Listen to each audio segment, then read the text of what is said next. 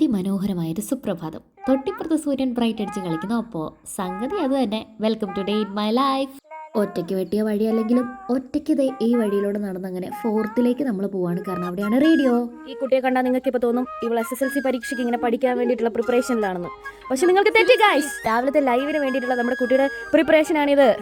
Meet miss R Janli. Good morning. Vlogging start ചെയ്തോ? Day in my life. എല്ലാ ദിവസവും live തുടങ്ങുന്നതിന് മുമ്പ് ഞാൻ മസ്റ്റായിട്ടും പ്രാർത്ഥിച്ചിരിക്കും. ആ നിഷ്കളങ്കമായ മുഖത്തേക്കൊന്ന് നോക്കടാ, എന്തൊരു ചൈതന്യം എന്നുള്ളതല്ലേ നിങ്ങളിപ്പോൾ മനസ്സിൽ വിചാരിക്കുന്നത്. ഇത് ഞങ്ങളുടെ പ്രോഗ്രാം ഡയറക്ടർ ജോമി അച്ഛനാണ്. അച്ഛൻ്റെ ദുബായിക്ക് പോവാട്ടോ. തള്ളക്കോഴിയെ കണ്ട കുഞ്ഞിക്കോഴികളെ പോലെ നിൽക്കണ കണ്ട, അതാണ് അച്ഛനും ഞങ്ങൾ തമ്മിലുള്ള ലിങ്ക് ഓഫ് ദി ലിങ്ക്.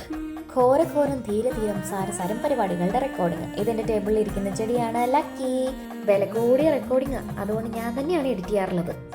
ഇങ്ങനത്തെ പൂ നിങ്ങൾ എവിടെയെങ്കിലും കണ്ടിട്ടുണ്ടോ? ഇത് എന്താണ് സംഭവം എന്ന് നമുക്കറിയില്ല. ഇതിന്റെ പേരറിയാവുന്നവർ കമന്റ് ചെയ്യും. കമന്റ് ചെയ്യുന്നവർക്ക് കറക്റ്റ് ഉത്തരം തരുന്നവർക്ക് ഒരു സമ്മാനം.